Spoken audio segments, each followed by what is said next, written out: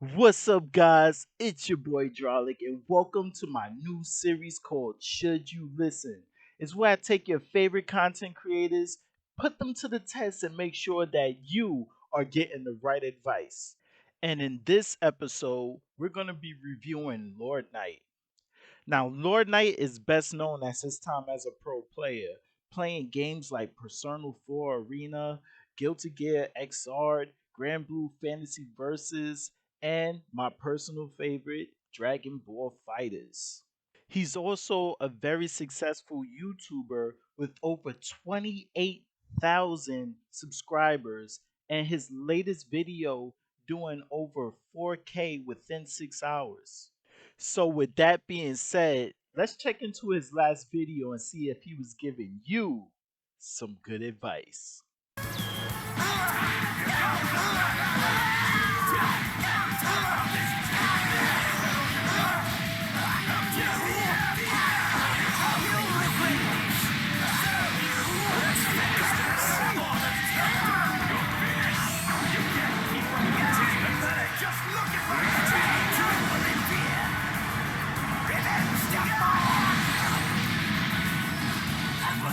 Okay, now that we're back, let's check out this clip from his latest video. Okay, let's give this a shot. Here I have my tall, strong friend, Broly. I'm gonna try reacting to his command grab because someone told me that all you have to do is look at his arm and then jump. I'm not even gonna use any tricks, no tech. Let's look at his- oh my god, how? I'm looking at his arm, bro. I swear to god I'm looking at his arm, bro. There's no way. Dude. My dome. You know what? Someone told me the exact same thing. Looking at Broly's arm didn't help me one bit whatsoever. I wanted to talk about reactions in fighting games, and in this case specifically, Dragon Ball Fighters. All right, you're talking about my favorite game here. What do you have to say? So if you aren't familiar with frames, we tend to describe things using frames in fighting games. This game runs at 60 frames per second, and in general, there are a couple of important numbers we like to use to just say whether or not this or that is reactable. Now, thankfully, this game, Dragon Ball, also shows us how fast the moves are in training mode. So we will start with like offense first and then try to expand on some of these ideas. Now, everything he's saying here is 100% correct. The game runs at 60 frames per second for one.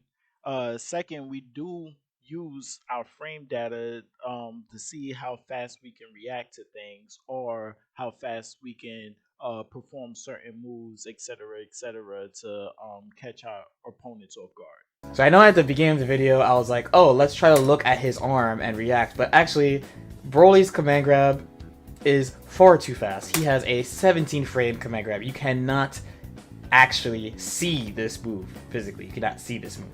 Lord Knight, what do you mean we can't see it? I seen Broly's arm go up. I'm looking at it. What you mean we can't see it? Blue Goku, very similar. He also has a 17 frame command grab.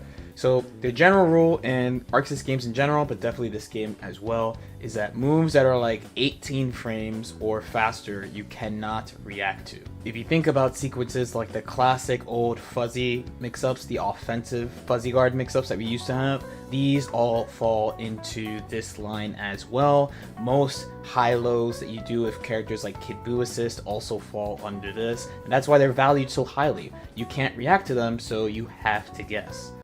Okay, so he's right about that. For someone like me who's been working on my defense, I've been improving, but it's so much stuff going on in the screen. You can't keep up, so eventually it becomes a guessing game.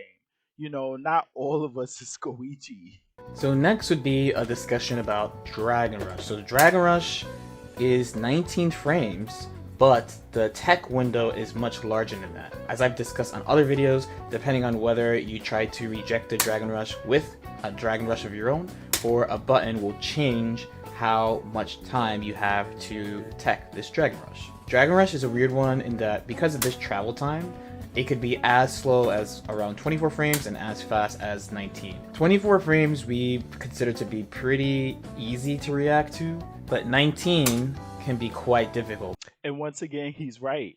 For me personally, whether it's 24 frames or 19 frames, I'm not taking that Dragon Rush. I mean, I can see it coming, and I always hit that button way too late, whether it's the light button, medium, heavy, or the Dragon Rush to take Dragon Rush. I always hit that late. I don't understand why. Maybe it's the game messing with me. I just can't take it. Okay, so from here, Lord Knight goes on about how to actually practice Tekken Dragon Rushes in training mode, what he does and how it can actually help and benefit you. And he's 100% right on that aspect. Broly, his cross up reaches no matter what. So when he's standing here in front of you, he has a lot of options available to him. He has the unreactable command grab, he has Dragon Rush if he feels like it, he has a cross up, he can reset pressure, or he can delay his normals as usual.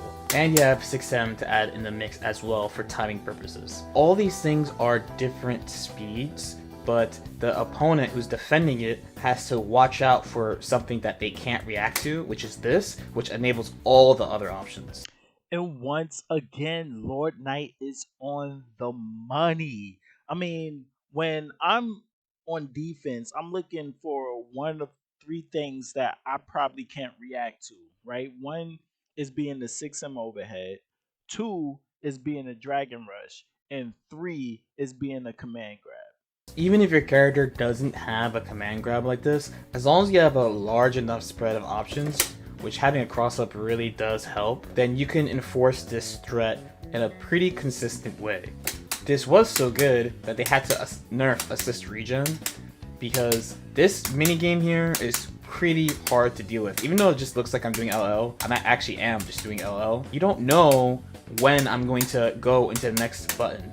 So you have to take a risk by pressing reflect, mashing at the right time. It could be pretty hard if someone is good at mixing up their timing. Yeah, I'm glad they nerfed that because woof, woof, it wasn't pretty. Staying in the speed lane, we have Trunks' Light Shining Slash. This is an example of the game lying to you, pretty much. The total time of this is 26, that's true, but the time it takes for him to get off the ground is supposed to be like 4 frames. So this is really like a 22 frame overhead, so it's faster than the universal overhead, technically. Now, I think that's something you probably know if you are a pro player like Lord Knight, unless you've been playing fighting games all your life and been studying frame data. The 22 frame overhead was pretty common in like BlazBlue, games like that, where you can definitely react to this, but it's quite fast compared to the 24 frame universal overhead. You can react to this quite reliably, but there are ways of applying 6M that are tricky anyway. The classic is for a situation like this. We know that jab Dragon Rush is pretty popular, people like doing it, so we mash here to stop the Dragon Rush. But the 6M will counter hit my mash. So we're using the gap created by the overhead to hit the opponent's tech. You know what? I actually didn't know that, and thinking about it kind of makes sense to me. The other nice thing about it too is that you can see how your opponent likes to tech Dragon Rush. So as long as you apply the overhead well, you can get hits on people. You can take advantage of the fact that people do react to this relatively reliably too, to set up mix-ups you don't normally have access to, because this is 0 on block, so that means everybody will have an even move on block, which when combined with an assist, you get the full advantage of the assist. See, now that's some galaxy brain stuff right there. Mind blown. Explosion.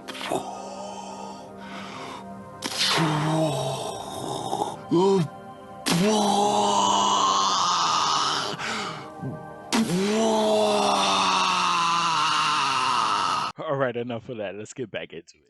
So you might get access to mix-ups you don't normally get access to. Keep in mind too that we don't use these numbers just for what can you react to in offense and defense, but also in neutral. As usual, when it comes to neutral in Dragon Ball, the best example has to be Super Dash. So remember this move and how the game kind of lies to you about its speed? Super Dash is the same. The character has to get off the ground and then fly at you. So while a full screen, maybe super jump height, Super Dash is pretty slow and pretty easy to react to, mostly because they have to fly all the way to you. One done a little bit closer, like Round Start, could be pretty hard to react to.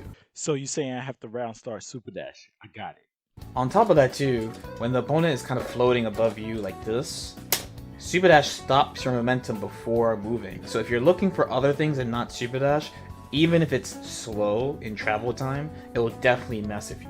Lariats are another example of something like this. Bardock, of course, is the poster boy for this type of move. This is 10 frames. So remember, at the beginning of the video, I said moves that are 18-ish frames and faster are unreactable. So how about a 10 frame traveling punch to the face?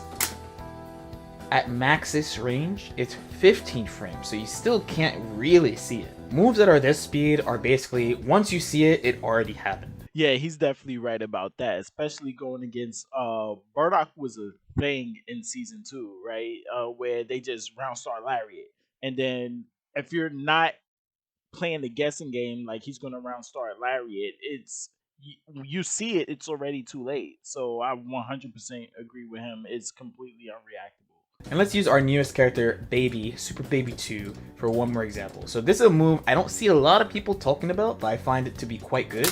It's his EX dive. On the ground, you can use it like a lariat, and it's pretty much instant. It's 15 frames. At maximum range, it's around like 19-ish. It's still like quite fast. It definitely falls into the line of once you see it, it already happened. Most people would consider the strength of these moves to just be like, oh, I'm flying at you and I'm calling my assist 1+. But the real threat of moves like these is what I said before.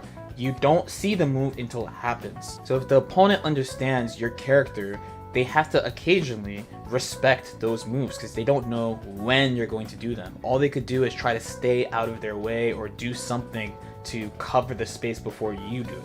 See, and this what separates Lord Knight from everybody else like myself, right? He sees moves in fighting games that is beyond our perspective, right? If we're throwing a lariat and then an assist, we're like, okay, we can do something else. But no, he sees the real strength in the move. Like once it's done, you see it, but it already happened. Like that's I don't know. That's really some galaxy brain stuff. Okay, so one more thing. So Lord Knight mentioned that we can't react to things 18 frames or less. So I went to humanbenchmark.com to see about our reaction times, right? So it on the website it says that our reaction time is about 215 milliseconds according to the data that they collected so far, right? So I took that information and went to the online frame calculator. I converted the 215 milliseconds at a 60 frames per second rate, and it looks like that shows up as 13 frames per second. So maybe we can react to the Broly grab. Maybe it isn't broken, but it's up to the individual. Me myself personally, I can't react to anything if I tried. So where that leaves Lord Knight, should you listen to him? In my case, he gets a thumbs up. If you like what you see here today, please like, share, and subscribe. Support is key, right? Support is key. Hit that like button. The subscribe button is free. I also stream on Twitch. And until then, I see you in the next one. Peace. Goku, there you are. I've been in the Cell Games arena. I'm ready to throw hands. You ready? Alright, I got my Kamehameha. Oh. I got my Kamehameha ready. Let's do it. Ugh.